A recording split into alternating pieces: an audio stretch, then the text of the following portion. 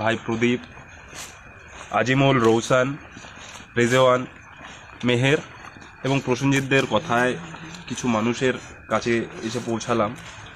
সত্যিই দেখলাম তারা খুব কষ্টে আছে। যে আমরা ছাত্র পরিষদের পক্ষ থেকে যতটুকু পেরেছি তাদের পাশে থাকার চেষ্টা করেছি।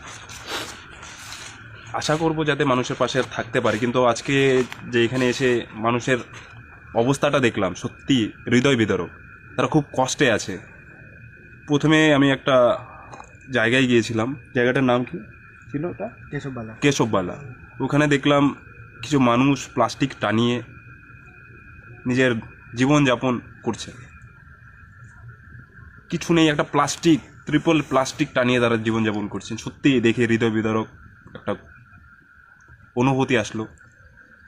তো এতটুকুই করতে পেরেছি। আশা করব যাতে আরও মানুষের পাশে থাকতে পারি। এটাই ছাত্র পরিষদের উদ্দেশ্য।